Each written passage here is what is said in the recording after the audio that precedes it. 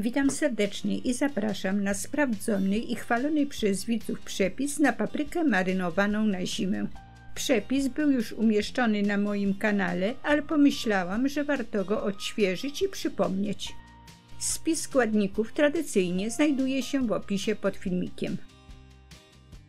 Najpierw przygotuję paprykę. Umytą paprykę oczyszczam z gniazd nasiennych.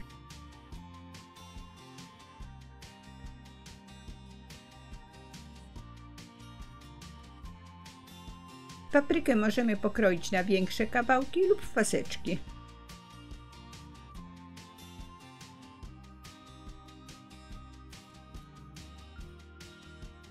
Do wcześniej wyparzonych słoików daję po 4 ziarenka pieprzu, ziela angielskiego po listku laurowym i dużej szczypcie gorczycy.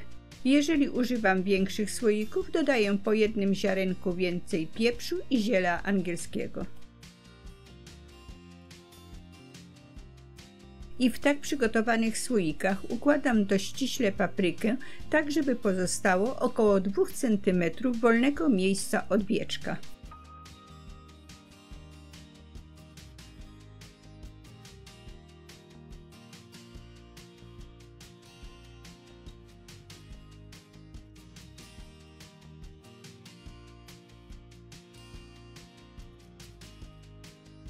Paprykę mam już ułożoną, teraz przygotuję zalewę.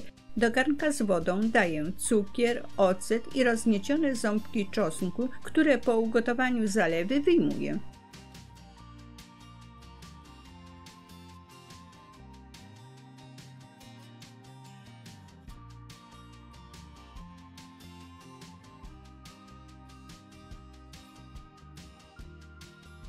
Gorącą zalewą zalewam paprykę w słoikach, tak żeby była przykryta.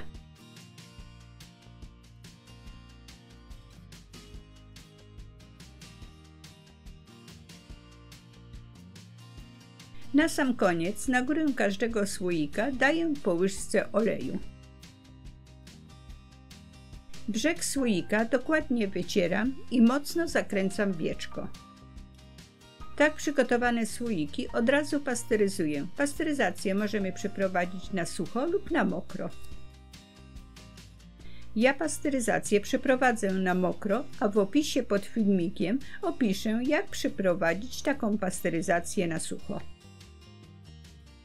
Garnek wykładam ściereczką, ustawiam słoiki i oddzielam je między sobą drugą ściereczką i zalewam gorącą wodą do 3/4 wysokości słoika. Garnek stawiam na gazie i od momentu, gdy woda delikatnie zaczyna się gotować, zmniejszam płomień i pasteryzuję około 10 minut. Gorące słoiki wyjmuję i ustawiam do góry dnem na ściereczce, nakrywam ręcznikiem lub kocykiem i pozostawiam do wystudzenia. Jeżeli Państwu przepis się spodobał, to proszę o pozostawienie łapki w górę pod filmikiem, będzie mi bardzo miło. Papryka jest gotowa, przechowuję ją w ciemnym i chłodnym miejscu. Życzę udanych przetworów i smacznego.